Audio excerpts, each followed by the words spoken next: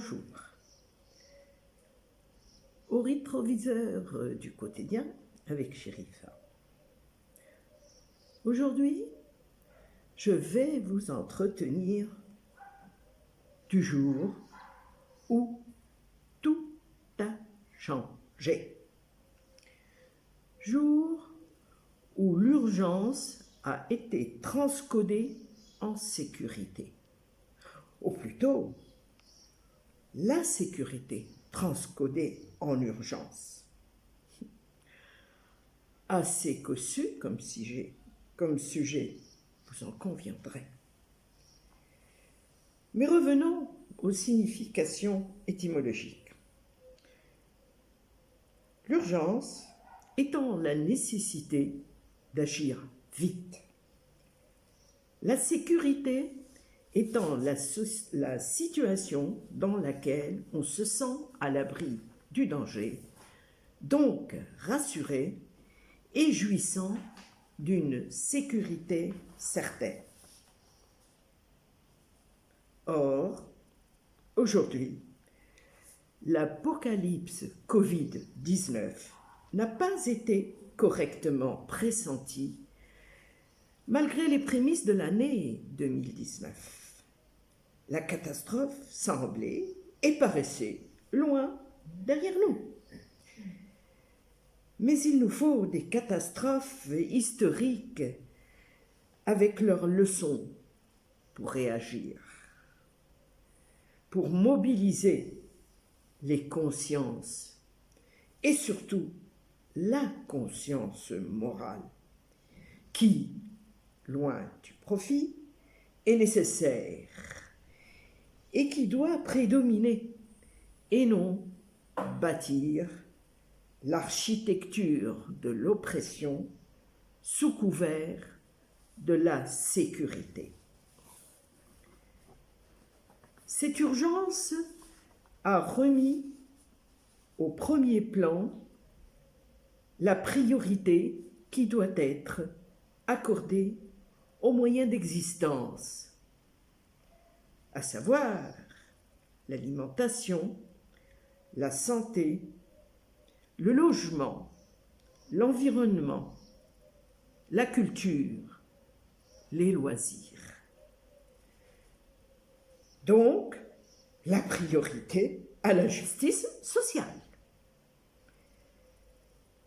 Sans aucun tour de passe-passe.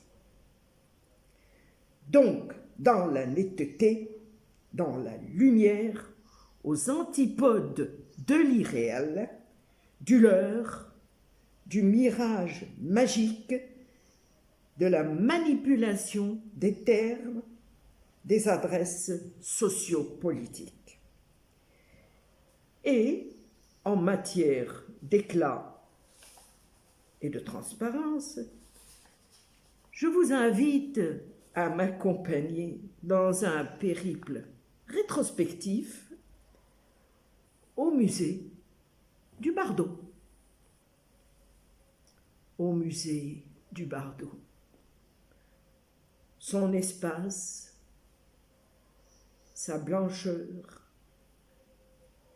sa richesse, son apport.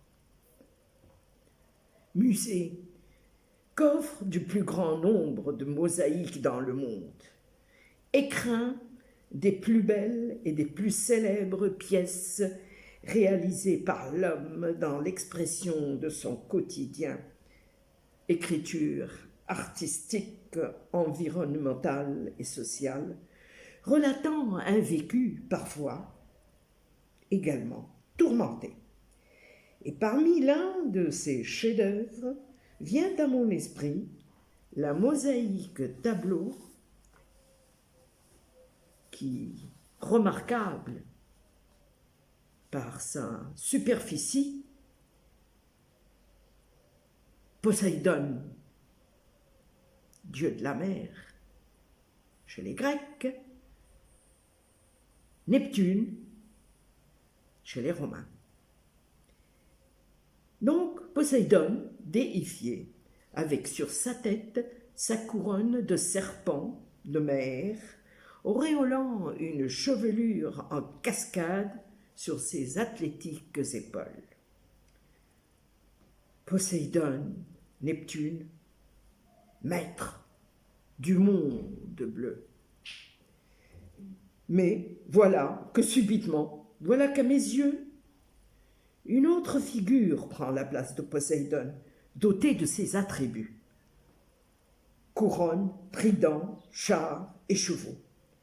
Me voilà dans le monde des humains, le nôtre, nous, chez nous, et où Zeus a été émis de ses prérogatives et de son pouvoir. Zeus, divinité suprême de l'Olympe, Dieu du ciel et maître des dieux. Il fait régner sur la terre l'ordre et la justice. L'ordonnancement de ses préceptes incluant les étendues d'eau et les parties émergées de la terre, dans la dimension de la finalité morale. Mais, récusant, niant et contestant cet état de fait, Poséidon, parfois, convoitant un pouvoir plus étendu, lui faussait compagnie et observance. Grande marée, terrain immergé, un monde bleu en ébullition, en agitation, en constante et orageuse effervescence. Et insouciant de la tribu olympien de Zeus, la foudre, le feu du ciel, annihilant et pétrifiant tout halluciné. Voilà que l'image revient, celle de la Maison Blanche, du pensionnaire de la Maison Blanche, avec son trident des trois pouvoirs, sa couronne de reptiles et ses trois destriers sociaux. Il régente la terre, il tient en son pouvoir le monde.